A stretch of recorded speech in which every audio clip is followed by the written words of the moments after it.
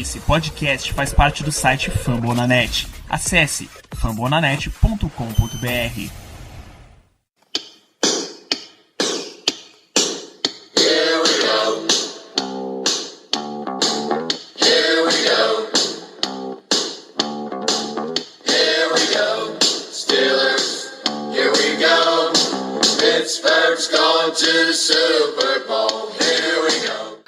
Muito bem, pessoal. Hoje estamos começando mais um podcast Black Yellow Brasil, episódio 38. Hoje, fazendo a gravação num dia com uma notícia muito, muito triste. Acho que a gente precisa mencionar até antes de começar a apresentar as pessoas que estão nesse programa. Veio a falecer hoje Dan Rooney, filho do nosso fundador do Steelers. Ele que viveu nasceu em 32, veio a falecer hoje, nessa quinta-feira, o dia que a gente está gravando. Então, se entrar no site do Steelers, também não tem absolutamente nada além da foto dele, a nota de falecimento. Nesse dia triste, a gente começa a gravar mais um episódio, dando uma fechada no que vem rolando nesses últimos dias. De volta para fazer o programa com a gente, tá aqui o Renato. Fala, Renato. Fala, pessoal. Fala aí, pessoal que tá ouvindo em casa. Como o Danilo falou aí, um dia muito triste para essa gravação, né? Estamos aqui gravando no dia 13 de abril, dia do falecimento do nosso querido Dan Rooney, que fez muito pelo Steelers e pela NFL. Faz tempo que eu tô querendo voltar ao programa, infelizmente gostaria de voltar num clima mais alegre, conversar com o pessoal aí, mas é isso aí, é bola pra frente. Acho que o legado dele é indiscutível perante a torcida do Steelers e a de todo mundo da NFL. Como alguns sites citaram aí já, é o cara, um dos maiores caras de todos os esportes. Tudo que ele fez pela NFL, tudo que ele fez pelo time, pelos seus jogadores. Então, seu legado deve ser mantido vivo por toda a eternidade, com esse sobrenome muito pesado, agora seguido por seus filhos aí, por Art Rooney II e companhia. E, infelizmente, é isso aí. Vida que segue. E é um prazer estar de volta aí com a turma do Black Yellow BR. Muito bem, ele que é participante rotineiro, tá com a gente de novo, Germano Coutinho. Como você bem frisou, Danilo, essa notícia nos pegou de surpresa, uma notícia péssima. O Dan Rooney nasceu, como você mesmo falou, em 32 e o time foi fundado em 33, ou seja, o Dan Rooney observou toda a trajetória do time até hoje. Hall da Fama, um cara sensacional, em que todo mundo que teve contato com ele fala a mesma coisa, de jogadores a repórteres. Então, esse programa vai ser em homenagem a ele e como também o Renato acabou de falar, o legado dele continua vivo em todo mundo que ele teve contato, na organização, nos treinadores, nos jogadores, enfim, todo mundo que participa do clube em si. Eu tenho certeza que as ideias dele, o ideal dele, o legado dele vai continuar vivo. Então vamos que vamos comentar aí o que tem acontecido nessa semana envolvendo os Steelers e here we go. Por último, não menos importante, nosso, abre aspas, chefe. Fala aí, Ricardo. Obrigado pela introdução, Danilo. Mas foi o que os meninos já frisaram. Pegou todo mundo de surpresa. Quando eu vi a notícia no Twitter, veio de uma fonte que eu até duvidei na hora. Nunca tinha ouvido falar da pessoa que tinha soltado isso. Foi questão de segundos para o Twitter do Steelers também confirmar a morte do falecimento do Dan Rooney. Por todo o clima que a gente já está vendo nas redes sociais, de todas as esferas, esportiva, política, Barack Obama agradecendo tudo que o Dan Rooney fez pela sociedade americana, o governo da Pensilvânia, a prefeitura de Pittsburgh, agradecendo o Dan Rooney por botar Pittsburgh no mapa dos Estados Unidos, todo o protagonismo que o Rooney tem para a história da liga é sensacional. O homem que ele é, o próprio Jeremy Betts soltou na mensagem que ele deixou agradecendo tudo que o Rooney fez por ele, fez toda a humildade que o dono do Steelers tinha. Ele passou 2 anos jogando no St. Louis Rams e nunca chegou a ver o dono do Rams na vida dele.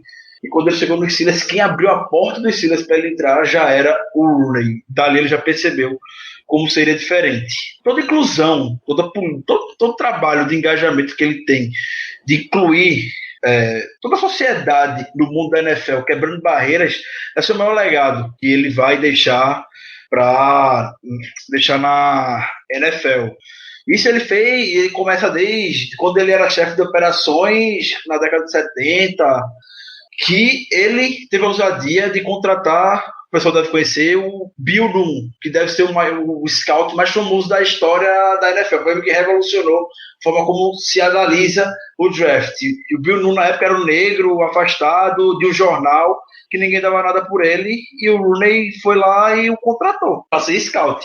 Havia muitas polêmicas na época, toda a segregação racial que existia na sociedade americana, década de 70, 60 e tudo mais.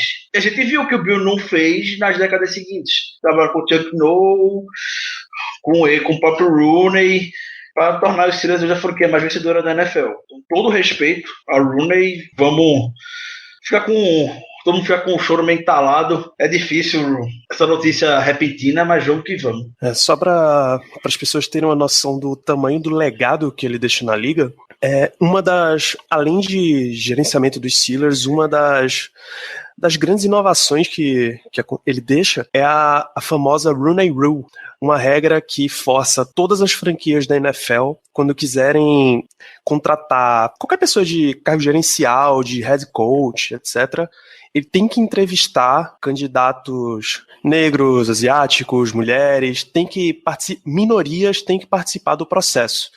Então, a Rooney Rule foi instituída na NFL em 2003. Vocês terem noção, no ano 2000 só tinha 2 head coaches afrodescendentes, afro-americanos na liga. Em 2010, era 6,5% da liga. Em 2010 isso subiu para 18,8% e hoje tem 21%. São 7 head coaches negros. Olha o tamanho da influência que o cara teve para ser uma liga mais inclusiva, ser uma liga com mais diversidade. Então, é realmente uma figura icônica do mundo dos esportes como um todo, não só da NFL. Enfim, o show tem que continuar. Vamos fazer mais um momento aqui das notícias que têm circulado recentemente pelos Steelers. E eu acho que aqui a torcida mais está esperando é que nessa sexta-feira, dia 14, o Martavis Bryant deve se reunir com o pessoal da NFL para decidir se ele finalmente vai ter a permissão de voltar para a liga. Ele vai ter que mostrar, obviamente, que está fora das drogas desde então, mas se ele vai ter a permissão de voltar para a NFL. Ele está em Nova York, postou foto no Instagram, no Snapchat dele, registrando que ia ter um grande dia, no caso, ainda hoje ele postou isso muito mais cedo, pela manhã. Então, como todo o centro de operações da NFL fica em Nova York, a realmente expectativa é que ele esteja nessa última fase de conversar com o Goodell para o Goodell reintegrar ele ao Steelers, liberar a volta dele para a liga. Tá demorando, não é surpresa para ninguém que o Goodell fosse fazer isso. Eu não sei se o fato de deve haver muitas cerimônias, o Goodell deve ir para Pittsburgh, já deve estar indo, inclusive, para o sepultamento do Rooney e tudo mais. Talvez pode ser que isso estenda mais um pouco, mas plenamente entendido dentro de toda a circunstância, a surpresa que foi pego todo mundo. Mas também não vejo muito motivo para o Goodell demorar tanto até agora para analisar o caso do Bryant. A liga está tranquila, geralmente ele faz isso no encontro de donos da NFL, analisa esses casos e não houve nenhuma resposta. O Bryant está doido de ansiedade, né? É torcer para que ele fique controlado. O cara precisa ter muita cabeça nessas horas para se manter na linha. Deve ser a maior prova. O cara tá um ano atrás, o cara tá meio foda-se. Agora, a qualquer momento, o cara fica uma pilha. Até porque o problema dele foi maconha, né? Que é tida como uma droga recreativa, se usa para relaxar.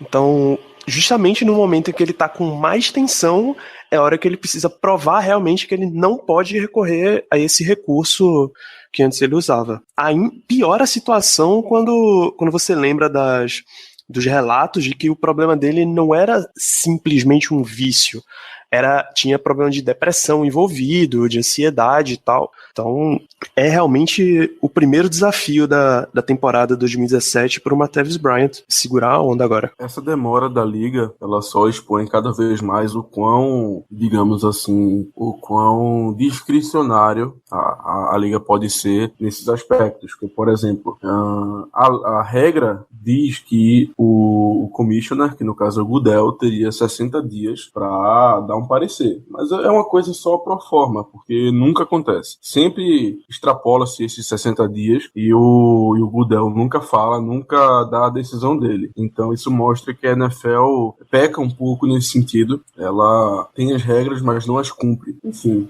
a gente não vai conseguir mudar isso agora, então é apenas esperar para ver o Brian de volta com o time, para ele ser reintegrado ao time e a NFL também. Ele ser autorizado a poder voltar a treinar e a jogar. Mas assim, eu também não duvido que essa decisão vai ter muita surpresa na decisão. É só questão de tempo mesmo que demore, o Brian vai sim ser reintegrado, puramente só questão de tempo e de vontade do Goodell. Seria algo inédito o Goodell não querer reintegrá-lo por alguma razão. Então, eu acredito que é mais questão de tempo mesmo. Profissionalmente falando, o Martavis Bryant ele tem muito a entregar para a liga, para o time, e também não vejo muito porquê, como posso falar, não vejo motivo para ficar de perseguiçãozinha ou para ficar tentando achar pelo em ovo. Eu acho que pro bem da liga, para as questões que a gente discute, principalmente pela questão de não vou dizer necessidade, mas a questão de ter reforços na posição para os Steelers, eu acho que não devemos até ficar muito apreensivo em relação ao retorno dele.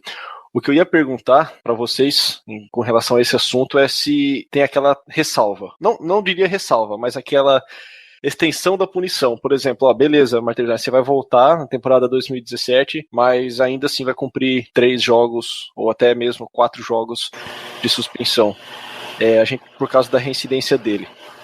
Podemos esperar isso? Seria uma surpresa? Porque essa talvez seja um pouco da preocupação que eu tenho. Não sei se eu deveria realmente ficar preocupado com isso ou não. Olha, pra mim não faz sentido nenhum. O cara tá acabando de sair de uma punição de uma temporada inteira, pô. A não ser que ele tenha mais algum caso de reincidência, não tem por que você aumentar a punição do cara por nada. Não chega a ser um Josh Gordon, por exemplo, né? Pois ele de fato foi pego algumas vezes, mas cumpriu a punição, cara. Não é... E é um caso em que ele só tá prejudicando a si mesmo, né? Ele não prejudica a imagem da liga como um todo, ele não prejudica a imagem da franquia, não é pra tanto. Não quebra o esporte, nem nada disso. Ele cometeu um erro, ele violou as regras, cumpriu a punição, tá apto a voltar, pô. Mesmo que aconteça algum caso de reincidência, não tem chance dele perder 2 ou 3 jogos, não. Até porque não existe previsão para isso. Se ocorrer, salvo engano, se eu não estou enganado, ele fica suspenso ad infinito. É basicamente isso que a NFL faz. É aquela progressão de 4 jogos, 10 jogos, uma temporada e pra sempre, né? Ou até a NFL decidir de volta, né? Eu acho que é o Justin Blackmon, aquele wide receiver de Jacksonville, que tá nesse limbo jurídico, digamos assim. Não jurídico, no caso, administrativo da NFL, porque ele falhou no exame e até hoje não foi reintegrado. Muito bem. A nossa terceira notícia é um caso de muita burrice, inclusive. Sabe aquele cornerback que a gente selecionou e nunca conseguiu ficar saudável o suficiente para entrar em campo? Quez Golson. Ele quase foi preso nessa semana. Ele chegou a ser detido, mas não foi preso, porque ele tentou entrar no avião com uma arma de fogo. Que rapaz muito esperto, né? Quem nunca? Tanta inteligência. O bicho nunca sai na notícia. É um cara discreto, como a gente pode ver, mas quando tem alguma coisa dele, é negativo. O cara tentando entrar com a arma no avião. E ele agradeça as leis do Alabama, que estão bastante flexíveis com relação a porte de arma. O Louis Murphy, o adversário do Tampa Bay Buccaneers, tentou entrar armado no avião e ele foi preso. Pagou fiança dentro da bronca, mas foi preso. E o Golson não, o que o Golson só chamou foi a segurança do aeroporto chegou, convidou o Golson para aquela sala especial, recolheu a arma e ainda disse: boa viagem, quando você voltar, sua arma vai estar aqui. Só isso. Então, o próprio chefe de polícia que cuida da segurança do aeroporto disse que foi um erro muito ingênuo do Golson, foi um erro muito honesto, que o Golson não estava com maiores intenções, obviamente não devia estar com maiores intenções, e estava claro no discurso dele que ele não conhecia as regras, as leis do local para embarcar uma arma. Então ele deu a sorte danada, e não é toa que o Steelers nem falou nada e nem vai falar nada. Então, só para reforçar a burrice. Eu só queria ter visto a cena do momento que virou a arma. Porque ele ainda tava com 23 munições, pô. Ele tava com a arma carregada e 23 munições. Acho que os caras falaram lá do detector de metal lá do. Não, coloca tuas coisas, tua arma, munição, e aí a gente vê. Ele vai botando bala por bala, né? Pim, pim, pim. Meu Deus, o povo burro. Uma breaking news, uma notícia de mais pessoas burras. O Eli Manning foi acusado de estar num esquema em que ele vendia memorabilia de jogo, só que nunca tinha sido de jogo. Caralho, como tem gente burra nessa liga, bicho? Tá eu vi, tem e-mail da galera comprovando que era tudo uma farsa, mensagem. Como é que o cara faz um negócio desse, pô? Ah, meu Deus. A vida deve estar chata, né, pra esses caras, velho, porque é cada encrenca que se mete, velho. Bom, saindo do lado burro pro lado chato. Hã? É off-season, pô. Off-season tá até tranquila esse ano. É mesmo. Também acho. Até muito tranquila. Ninguém falou que tinha uma bomba no aeroporto, ninguém bateu, pelo menos eu não vi. Ninguém explodiu a mão. Ninguém deu tiro. Perdeu o dedo. Em casa, ninguém bateu o carro com a mulher dentro a 200 por hora, enfim. Mas a gente não pode nem reclamar, porque pelo menos o Golson não atirou na própria perna, né? É verdade. Sem citar nomes. Por favor. Saindo do lado burro da liga pro lado implicante, essa semana circulou também uma notícia de que a liga estaria investigando alguns jogadores por terem participado de um torneio de queda de braço em Las Vegas. E entre esses jogadores estaria nosso ídolo monstro Brr saindo da jaula, James Harrison, o dono da academia do Pittsburgh Steelers. É procurar chifre em cabeça de cavalo mesmo essa NFL, né? Eles não vão desistir enquanto não conseguir enquadrar o James Harrison em alguma coisa, velho. Já tentaram através do Al Jazeera, não foi? Toda vez é uma coisa diferente pro Goodell tentar enquadrar o James Harrison em alguma coisa. Meu Deus, todo dia ele chega um teste aleatório na casa dele pra ver se ele tá com droga ou não, porque é absurdo, pô. O Goodell é foda, o Goodell tem uma perseguição clara com o James Harrison. Se o James Harrison não tivesse lá, ninguém estaria nem prestando atenção nisso. Não importa quem tava lá, o que iniciou, Navarro Bowman, Marshall Lynch, mas o que importa é o James Harrison. Quem tava nas manchetes era o James Harrison. Porque provavelmente ele ganhou o torneio e as pessoas ficaram com inveja, né? Exatamente. Sério, quem é que entra numa disputa de queda de braço com James Harrison, pô? Ninguém, cara. Ninguém em sã consciência faz um negócio desse, não. E não era só o James Harrison que tava lá, não. Tivemos também a presença de alguns jogadores dos Steelers, feito o Pouncey e o Moats. Então, o Moats que é o Marcos da NFL, o cara mais gente boa da liga. É uma boa comparação, Ricardo. Eu nunca tinha pensado nisso, mas é uma boa comparação. O Marcos, amigo de todo mundo, boa praça, tava lá com aquele sorriso dele, também ele tava cometendo crime pra liga. Vai suspender todo mundo agora, essa porra. Exatamente. O James Harrison na NFL com suspensão é igual o idoso quando leva um tombo, velho. Se ele levar uma suspensão, pode ser que ele nunca mais volte a jogar, cara. Ele já tá na finaleira, velho. Ah, não. Eu se fosse ele, tomasse uma suspensão dessa, eu parava. Não tem como, não. Eu também, mano. Eu pra aquele canto e parava. Daqui a 3 anos, quando ele recebesse uma ligação do Mike Tomlin, ele até talvez voltasse, mas hoje eu parava. Ô, Ricardo, se o Moats é o Marcos da NFL, eu tenho uma comparação também muito boa para outra pessoa que participou do evento, porque pelo que eu vi foi o Tim Harrison contra o Tim Woodley, e se o Moats é o Marcos da NFL, o Woodley era o Walter, né? Porque eu tenho aquele bicho comeu. Porra! só receber um salário bom que... Exatamente, falei isso agora. Pô, o bicho engordou demais, velho. O bicho tá muito diferente mesmo. Foi boa. Só uma coisa, já que o Germano citou o Lamar Woodley, eu fui por curiosidade olhar o perfil do Woodley no Twitter. O que é que me aparece no perfil do Woodley no Twitter? Ele tá participando de um tipo Masterchef para famosos dos Estados Unidos em um canal chamado Food Network. Daí você já pode retirar, né? A vida do Woodley é que se resume. Ele é o cara que prova a comida? Não, ele é o que cozinha mesmo.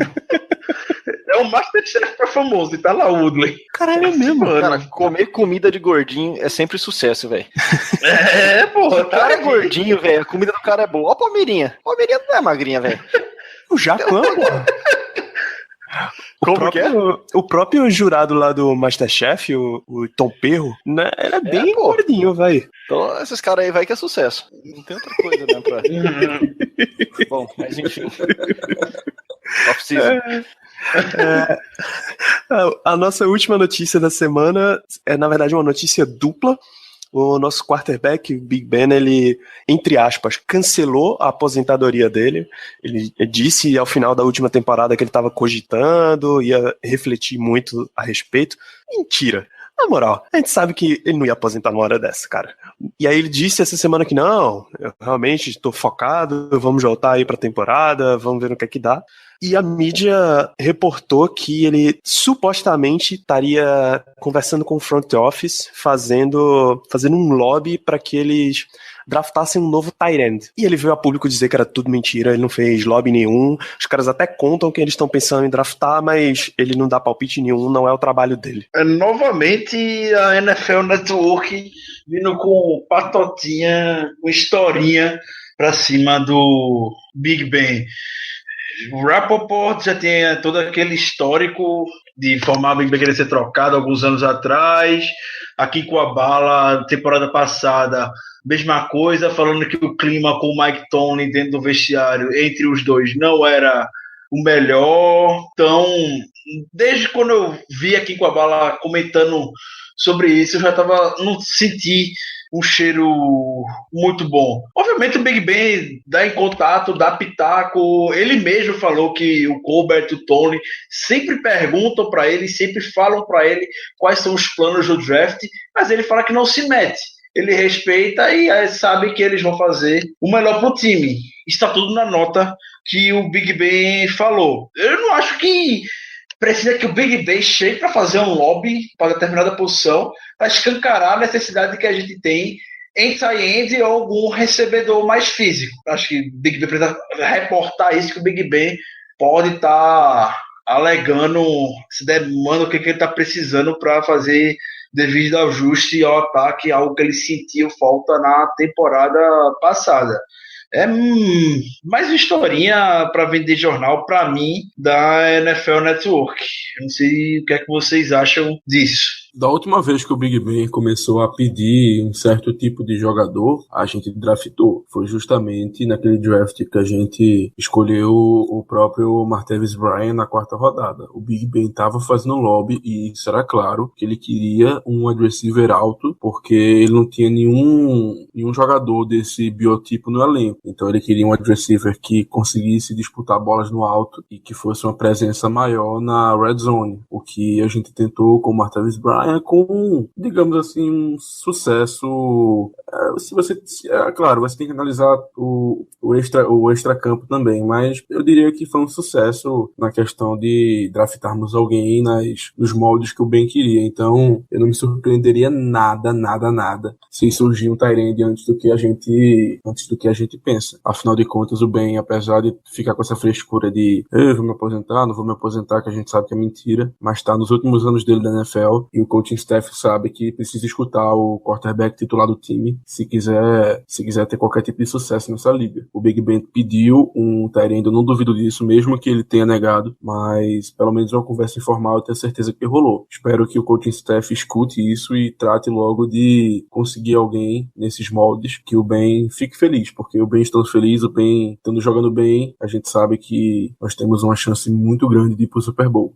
Certamente, eu acho que, até para não repetir muito o que o Ricardo e o Germano já falaram, Essa é a questão. O Big Ben tem 13 anos de NFL, 13 anos de titular, calouro do ano em 2004, quarterback mais jovem a ganhar um Super Bowl, foram 2 vencidos, uma outra participação, independente, é machão da porra, né, velho? É macho alfa. E o cara é inteligente, o cara, obviamente, o que eu quero dizer com tudo isso é o seguinte, o cara, obviamente, tem voz ativa no elenco, tem voz ativa no front office. Então, assim, se é verdade ou não, do jeito que principalmente foi reportada essa notícia, se é que eu posso chamar de notícia, mas do jeito que foi reportada essa questão de fazer o lobby por um tight end, não dando atenção necessariamente para a notícia, mas para a situação. Eu acho que faz sentido, acho que o Big Ben ele pode ter feito um lobby, acho que todo ano ele faz algum tipo de lobby, não necessariamente a ponto de ter que aparecer na mídia, como o Germano bem lembrou aí, o Martavis Bryant está no time por causa de uma necessidade que ele solicitou, mesmo que tenha vindo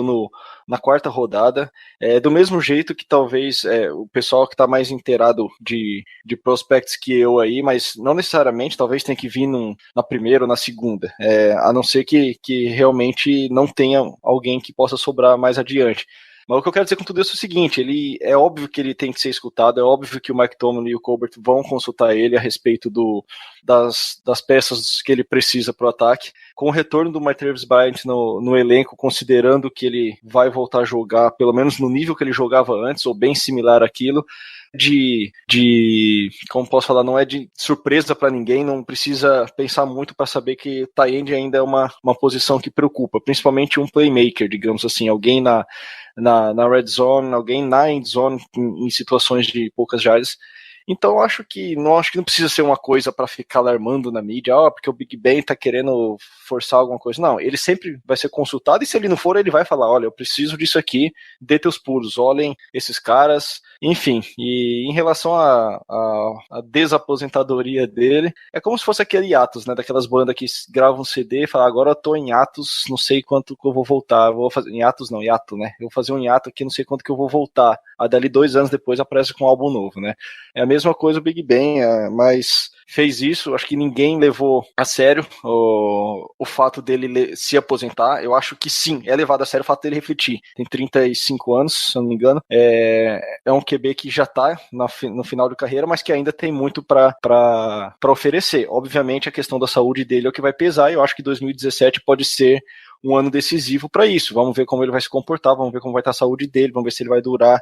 A gente sabe que ele, das 13 temporadas, foram 3 que ele jogou 16 jogos. Por mais que seja um cara durão, mas é um cara também que acaba se machucando por aceitar esses contatos. Enfim, então acho que ele vai usar essa temporada para refletir durante ela, e aí talvez ano que vem seja mais sério o fato dele querer se aposentar ou não, ou até anunciar, jogo mais um ano e paro depois disso. O fato é que ele tá aí, a gente tem que seguir e confiar que no Germano falou, continuamos Super Bowl contender, e se o cara pedir um tight end, velho, escute pelo menos, se der pra colocar um tight end no time, beleza, se não der, eles vão se entender lá dentro.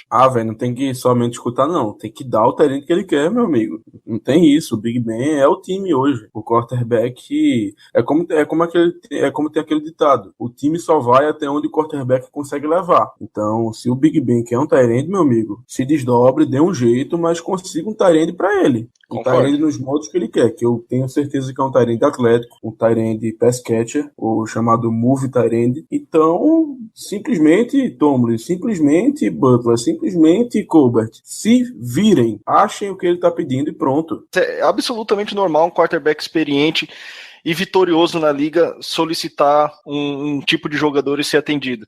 Eu só não vejo o motivo que às vezes o pessoal reporta isso como se ele estivesse pedindo de uma maneira, eu li um pouco, parece que eles reportam de uma maneira que, assim, vamos dar atenção a algo, olha o que o Big Ben tá fazendo, ele tá forçando o front office a fazer isso. Cara, é super normal, todo mundo faz isso. O Drew Brees, o próprio Eli Manning, quando não tá vendendo uns negócios errados, ele tá pedindo o jogador pro cara lá. Tá pedindo o cornerback pros outros times. Era o Rodgers pediu esse ano, o Packers se tremeu todo e deu 2. Então, porra. Eu concordo que tight ends é uma need, o time está explorando todas as opções possíveis e vai escolher em algum momento do draft, eu tenho certeza. Mas se Tomlin, Colbert, etc., chegar pro Big Ben e garantir, eu sei como é complicado, do histórico da temporada passada, garantir um Ladarius Green saudável, talvez o time não dê outra posição que o Big Ben esteja querendo, sei lá, o wide receiver com os mesmos moldes de Martavis Bryant. Algo desse tipo. Eu sou meio do time que segue um pouco o que o pessoal desse. Eu acho que está pensando hoje que o Ladarius Green vai ter condições de voltar mais uma temporada. Normalmente vai dar pelo menos uma chance para ele. E o Big Ben está querendo só aquele plano backup, aquele reserva para caso o Ladarius Green não dê nada. Até porque eu acho que o Jesse James também vem crescendo bastante. Na temporada passada, em momentos decisivos, naquele jogo contra o Ravens. No Natal, no quarto período, estava o Jesse James fazendo a recepção também. Obviamente, o Jesse James pode não ser o tight end dos moldes que o Big Ben esteja precisando hoje. Mas acho que vocês entenderam o ponto que eu quis chegar com isso. Ele pode não estar fazendo, só está dando realmente aquele toque de sempre, ter um plano B, uma alternativa, ser aquela voz que eu acredito realmente que o Tomlin ou o Colbert esteja a favor naquele, a gente tem o Ladarius Green e o Jesse James, a gente vai se manter nele.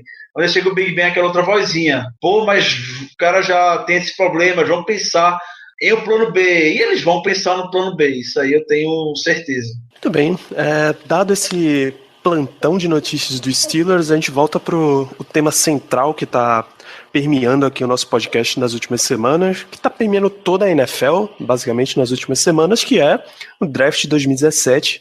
Está chegando, dia 27 de abril, e nos últimos 2 episódios a gente apresentou cenários e prospectos para os 2 primeiros dias do draft, as nossas 4 primeiras escolhas. A escolha de primeira rodada é a escolha número 30, a escolha da segunda rodada a 62, e as 2 escolhas que a gente vai ter na terceira rodada, a 94 e a 105. Não vale muito a pena a gente sentar aqui hoje e começar a projetar cenários específicos para o 4º dia. Desculpa. Não vale muito a pena a gente sentar aqui e começar a apresentar cenários específicos para o 3º dia do draft. A 4ª, a 5ª, a 6ª e a 7ª escolha, porque é um cenário absolutamente nebuloso.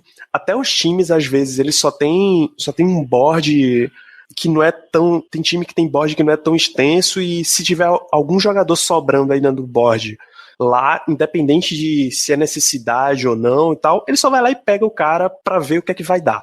Se um cara de 4ª rodada para cima vira um titular, um jogador de rotação, não era efetivamente a coisa esperada.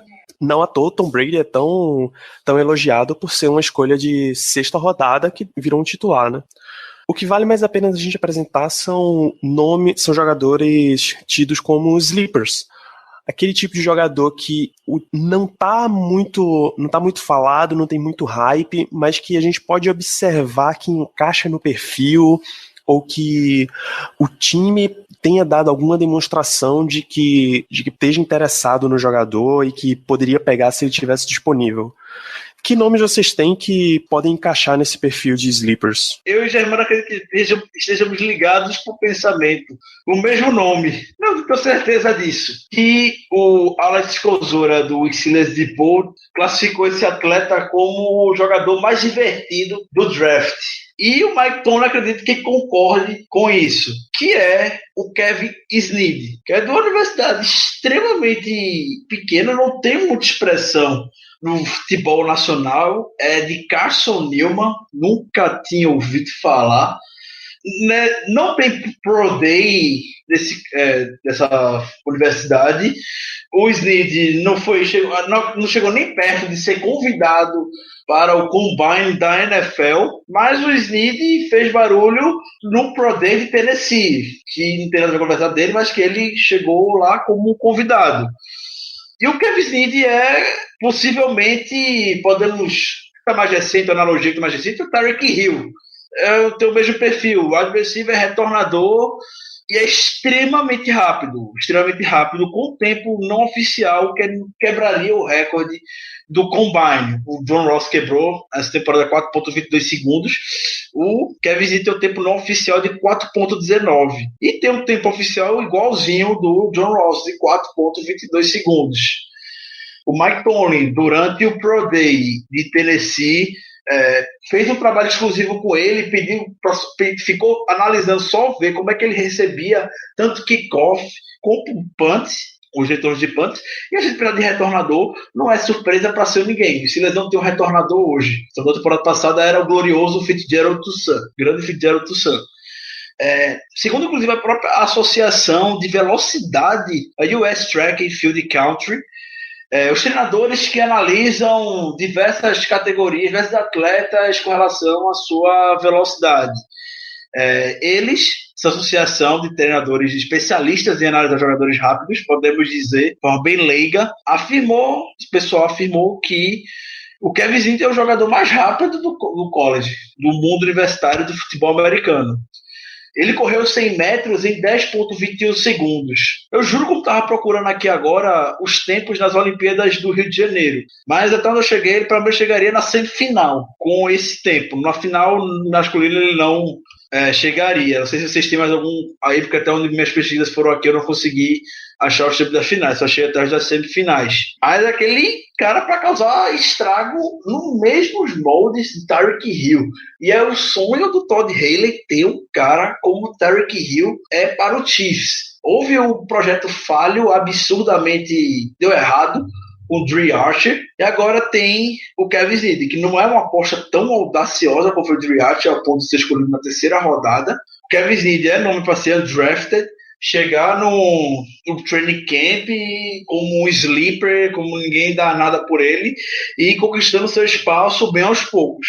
A gente sabe que o Steelers faz um bom trabalho garimpando esses nomes em final, season draft, escolha de terceiro dia, de forma geral. Pela atenção que o Mike Tomlin dedicou ao Snead, eu acredito que pode esperar sim algum movimento após o draft, ou até mesmo uma aposta de sétima rodada nele. Eu tenho alguns nomes que me agradam no terceiro dia, apesar de que eu não acredito que nós vamos observá-los tanto. O primeiro nome que eu gosto é um wide receiver de LSU chamado Malachi Dupre. Quando eu estava assistindo, de vez em quando eu gosto de ver jogo de college, e sempre que eu assisti um jogo de LSU, o nome dele sempre aparecia. Ele sempre fazia recepções difíceis, aparecia em momentos importantes do jogo, porém por questões de atleticismo e também um pouco de falta de produção no college, porque apesar de ser um jogador que no ataque de LSU sempre acabava aparecendo, ele acabou não tendo uma produção tão grande assim. Então, por esses dois fatos, ele pode acabar caindo um pouco a mais que o esperado. Eu não me oporia a selecioná-lo no quinto round, alguma coisa nesse sentido, mais ou menos nessa posição do draft, porque eu acredito que ele tem um upside bom para ser um wide receiver número 2, e o nosso histórico recente com wide receivers é muito bom. Geralmente a gente escolhe caras que dão certo na liga, então a ideia de draftarmos ele e deixarmos ele treinando no time, melhorando as capacidades dele com o nosso coaching staff me agrada bastante. Eu tenho mais alguns nomes também, porém que, por exemplo, de tight end, eu gosto do Jeremy Sprinkle, que é um tight end mais, como eu posso dizer, ele é um tight end mais clássico, ele não é um move tight end, como eu falei antes, ele não é aquele cara que vai dominar no meio do campo, não é um Jimmy Graham da vida, por exemplo. Porém, se sobrar no terceiro dia, quarto round, e a gente não tiver escolhido ninguém, eu acho que ele pode ser um nome interessante. Também tem o George Kittle, que ele é um pouco mais atlético, ele é um pouco mais, como eu posso dizer, ele se destaca um pouco mais recebendo a bola, e que também no terceiro dia, como eu falei antes, se a gente acabar não escolhendo ninguém nos 2 primeiros dias, eu acho que poderia ser um nome interessante. Germano pegou o nome que eu ia citar. A gente tá bem ligado. O Germano pegou o nome que eu ia citar, o George Kittle também. Gosto bastante dele. É aquele tight end bem clássico. Não sei se é exatamente o que o Big Ben está esperando do tight end, né? Esse tight end mais moderno, que vem surgindo aos poucos na liga nos últimos anos, que vem ganhando mais destaque. Mas é aquele TE que vai ajudar muito nos bloqueios. Ele é muito eficiente mesmo para conter, para brigar na linha de scrimmage. Tem um pouco de dificuldade com a sua velocidade, ele não é um dos jogadores mais rápidos, mas é extremamente forte. Então, no college, ele tem 10 touchdowns em 49 jogos que ele disputou. Não é um tight que é aquele pass catcher, eu acho que ele seja, que ele tem 40 recepções para 737 jardas. Só teve um jogo de 100 jardas por Iowa, mas me agrada bastante o perfil, como ele se apresenta dentro de campo e o que ele pode se tornar para o Steelers. Talvez ter ele, Jesse James, e Deus quiser o Darius Green tá saudável, eu acho que seria um trio extremamente... É muito melhor do que David Johnson e Xavier Greenbow, isso aí é certeza. O trio, acho que poderia ter o impacto que a gente já espera nessa temporada. Outro nome que eu gosto bastante, que eu até botei no mock que eu fiz, é o Josh Reynolds. Josh Reynolds é o frame, é o típico wide receiver que o Steelers vem escolhendo nos últimos anos. Digo escolhendo nos últimos anos, falo especificamente de Sammy Coates e de Martavis Bryant. É aquele cara, entre aspas, artilheiro, cara que recebe muitos touchdowns. O cara tem 30 touchdowns na carreira, isso é a terceira maior marca da história da SEC. A SEC não é uma conferência qualquer, é a melhor conferência do college football. Ele tem uma média de recepção de 17 jardas também. Não é um dos principais nomes, muito porque tem um pouco de problema fora do campo, nada que foi divulgado só de violação de regras do time, mas o que muito se aponta, se tem receio com relação a ele, é muito semelhante ao que tanto o Bryant como o Coates vão chegar em Pittsburgh, que é a questão de drops. Tem muitos problemas com drops, e não é um cara tão psíquico, com mentalidade tão boa dentro de campo. Então, grandes jogos não aparece, não foi tanto destaque quando esteve jogando por Texas A&M, contra adversários de maior expressão, que é comum dentro da SEC. Ele não tinha tanto impacto como se espera. Isso é algo que Kevin Colbert já disse, leva bastante em consideração, mas Red Zone, pode ter certeza que ele vai ser uma boa alternativa caso venha se juntar os Steelers, e ele também é a escolha para o terceiro dia, do mesmo estilo que o Bryant foi. Os dois são extremamente similares, o mesmo estilo. O Sprinkle realmente não é tão, como eu posso dizer, ele não é tão pass catcher. Ele é também mais um tight end mais clássico. Acho que a palavra certa é essa, mais clássico. Porém, eu também gostaria dele, como eu falei, no terceiro dia do draft. Assim, no final das contas, a gente sabe que os Steelers vão surpreender a gente de algum modo. A gente vão acabar escolhendo alguém que a gente nunca nem pensou que podia vir. Então, eu acho muito legal essa parte, porque no primeiro e no segundo dia a gente meio que já tem uma ideia de quem pode vir, quem não vai, não sei o que, a posição. Agora no terceiro dia é uma surpresa, a gente nunca sabe quem vai sobrar, e a gente nunca sabe quem os Steelers estão olhando. Um ponto interessante é a gente ficar de olho nas visitas, apesar de que não é muito comum a gente chamar jogadores que vão ser escolhidos no sexto e sétimo round, por exemplo, mas sempre é legal a gente ficar dando uma olhadinha nisso, porque os Steelers têm um histórico muito correto em relação a isso, ou seja, geralmente quem visita realmente é quem a gente tem interesse. E recentemente, outro sleeper que vem surgindo, que nem é tão sleeper assim, que vem crescendo nos boards, como vai chegando no draft, é o Russell Douglas, que é um cornerback de West Virginia.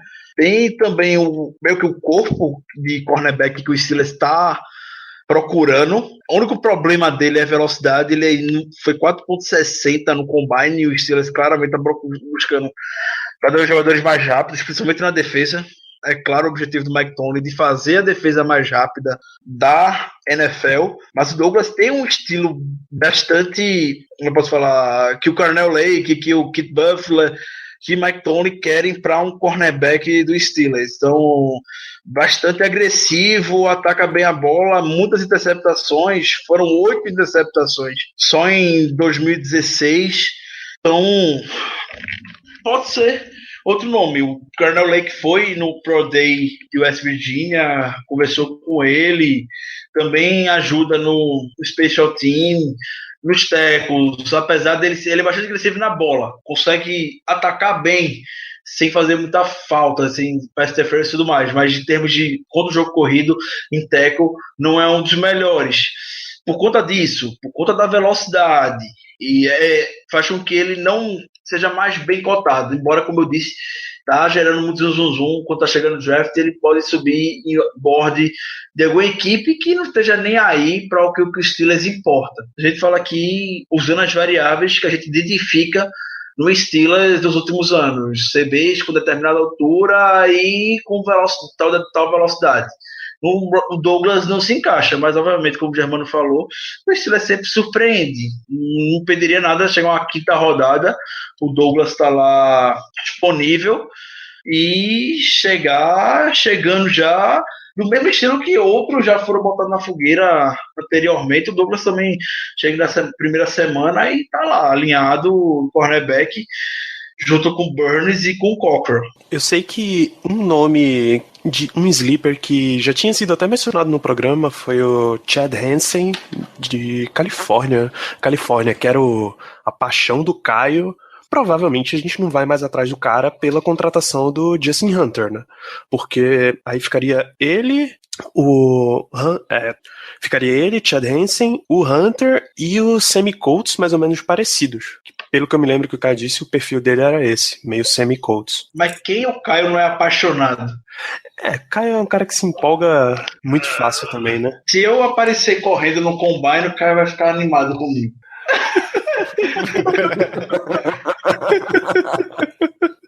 O Caio tá vendo o Rich Ace, aquele âncora da NFL Network, todo ano ele corre os 40 jardas brincando e já começa a analisar toda a anatomia e a fisionomia de como ele tá correndo, de como ele poderia se encaixar no Steelers. Já que a gente já conta com o grande Adam Schefter, alguns drafts passados, nada impede do Ace também se juntar ao nosso board de prospects. Eu até lembrei de outro nome agora, que eu acho que não pode nem ser classificado como sleeper em geral no draft. Seria sleeper em determinada posição, que ele geralmente não é citado quando se fala o nome de quarterbacks para o draft. E que o Jeremy Fowler comentou hoje, compartilhou, a gente não vai saber se é verdade ou se é mentira, que o Steelers gosta bastante do Davis Webb, que é o quarterback de Califórnia. E eles já se encontraram durante o Eastern Shine Game, já se encontraram no Senior Bowl, tiveram alguns encontros no Combine, enfim. Pelo que o Fowler falou, esse seria o nome que o pessoal do Steelers mais está gostando. A gente vai saber disso algum dia? Nunca. Mas dentro da posição de quarterback, quando a gente cita a posição de quarterback, vem nomes como Trubisky, Keiser, vem o Patrick Mahomes, o Webb nunca está. E de repente a gente pode ser surpreendido sim com a vinda do Davis Webb durante o draft. Então vale o registro. Cara, eu vi um mock essa semana que pegava Davis Webb na 45. Que era no Arizona Cardinals. Vai saber. Ele não é um nome, como você fala, quarterback da draft de 2017. Dificilmente alguém fala do Webb nos 5 primeiros nomes que vem à cabeça. Sim, concordo. Geralmente é o Trubisky, Keiser, Mahomes, Deshaun Watson e o Kaya. Ou o Josh Dobbs de Tennessee. O pessoal também gosta bastante dele. O Dobbs até já mandou uma mensagem pro Steelers. Dá um lembretezinho. E um cara que eu vi hoje até, dando uma olhada para esse podcast, eu vi ele num mock de um site dos Steelers, acho que na 5ª rodada, e numa seleçãozinha de sleepers. Foi de Rod Evans, quarterback de Virginia Tech. Sim, ele também.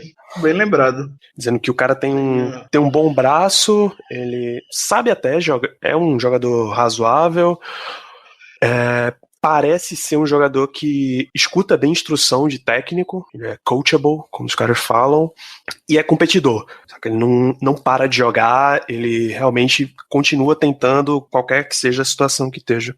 Vale a menção. E vale avisar pro ouvinte de novo. não se surpreenda em nenhuma posição que a gente possa draftar, nenhuma posição do draft que a gente possa escolher um quarterback, tá? Do primeiro ao sétimo round, a chance tá lá e não é desprezível da gente pegar um QB. Exatamente, concordo.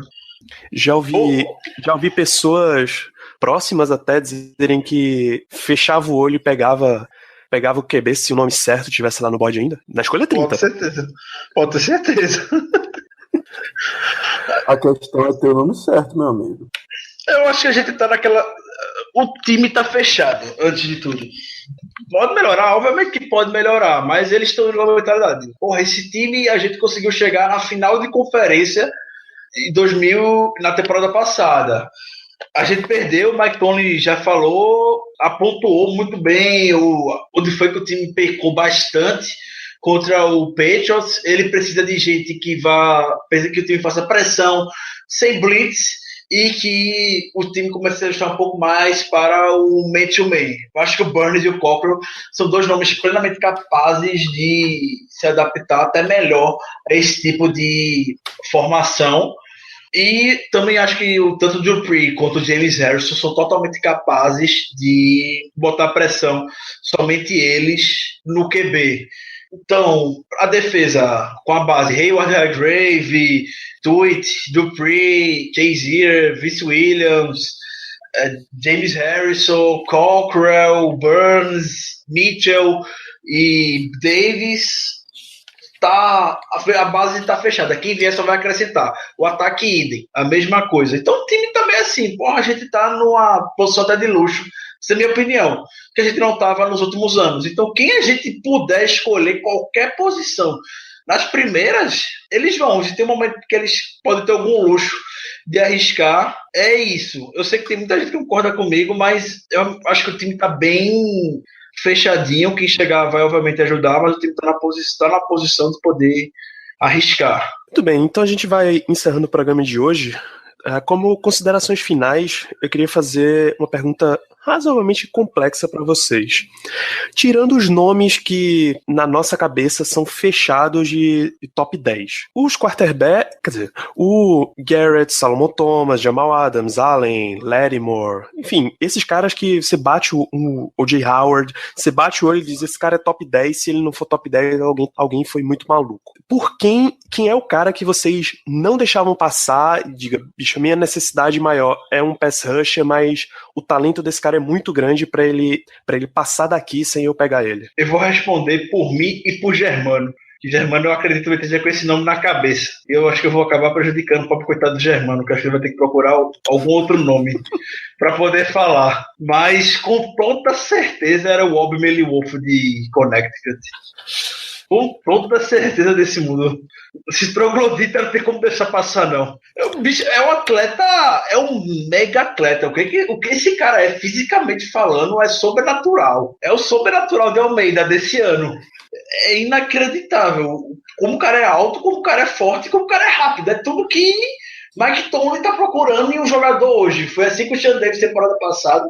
E pode ser que seja como ele, o Wolf, nessa temporada. Um cara com experiência híbrida para jogar na secundária, para dominar toda aquela parte de trás, jogar na níquel, entrar até como aquele híbrido, essa frescura que chamam hoje de linebackers / safety. Então acho que o Billy Wolf é um nome que eu não deixaria passar se estivesse na 30 de jeito nenhum. Não, eu não tava pensando nele não, Ricardo. Eu gosto. Ainda bem, fico feliz.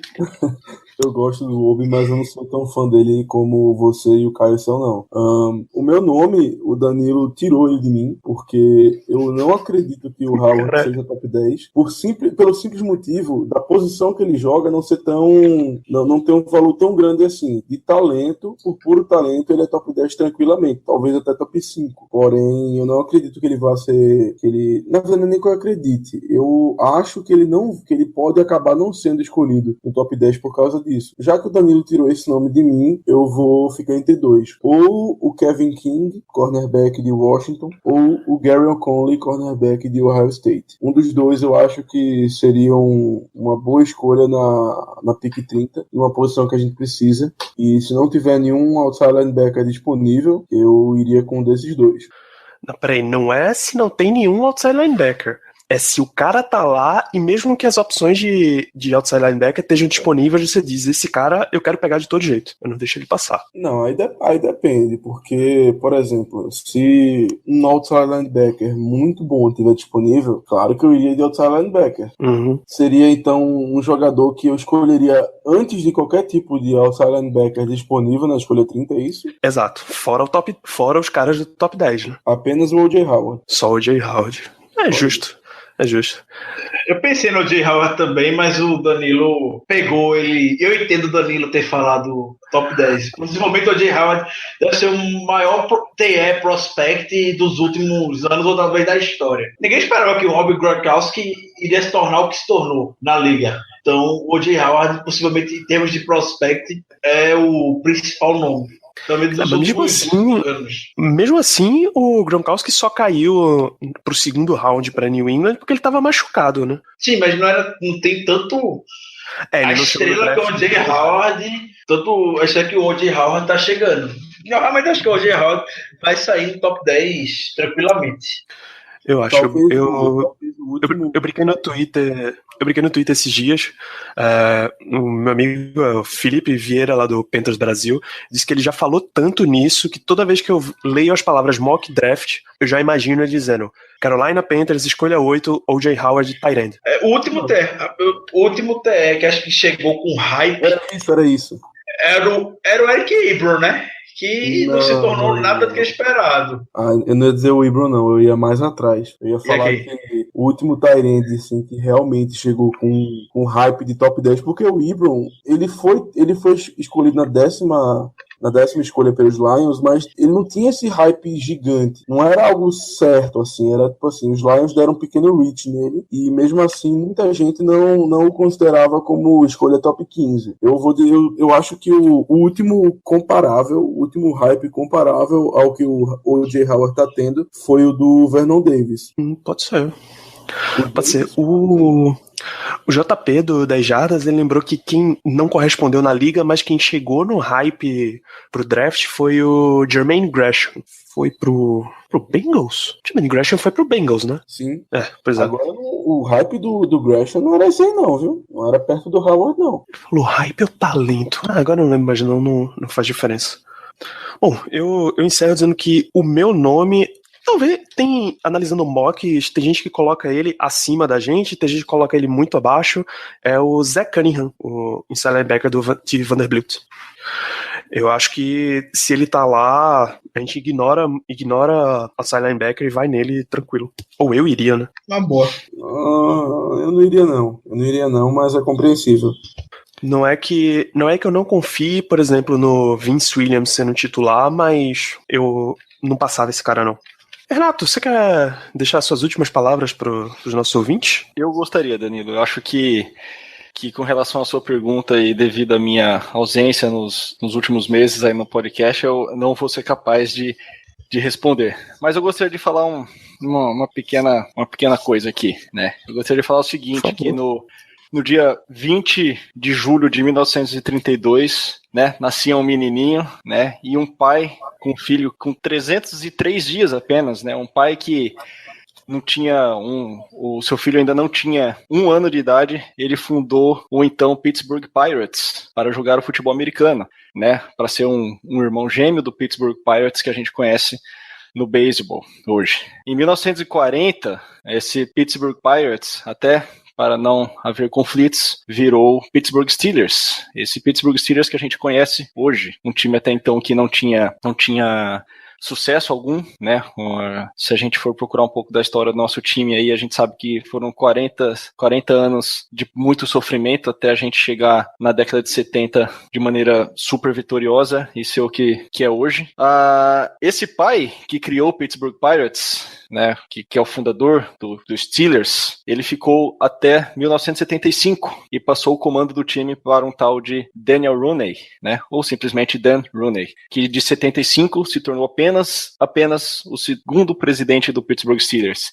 Em 75, o Steelers estava vivendo uma fase maravilhosa, né, uma fase que estava iniciando sua dinastia, e ali na temporada 79-80, o time ganhar 4 títulos em 6 anos, 6, 7 anos. Em 2002, o Dan Rooney entregou o cargo para Art Rooney II. Art Rooney II, que é o filho mais velho, é o primeiro filho do Dan Rooney, que ainda em vida homenageou seu pai, o Art Rooney, o fundador da franquia. Então, hoje, o Art Rooney II, né, desde 2002, é o terceiro presidente dos Steelers, o terceiro e atual.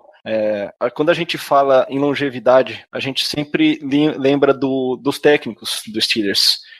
A gente já falou isso em outros podcasts, mas a gente lembra que o Steelers teve apenas 3 técnicos desde 1969, quando um também muito ídolo, Chuck Noll, foi contratado.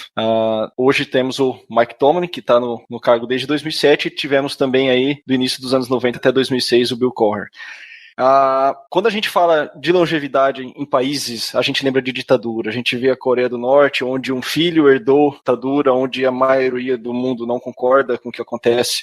Em outros países do Oriente Médio, a gente não consegue atribuir a longevidade de um cargo de liderança por tanto tempo a coisas boas. Mas é aí que entra a história do Pittsburgh Steelers e suas longevidades, seja com jogadores, presidentes e técnicos. Nós temos vários jogadores, apesar de não ter muitas, só ter 2 camisas aposentadas, a gente tem diversas outras camisas, diversos outros números de camisas que não estão mais circulando entre os jogadores dos Steelers. Um exemplo é o Terry Bradshaw, número 12, o número 52 do Webster, que também não está mais entre os números disponíveis para jogadores novos.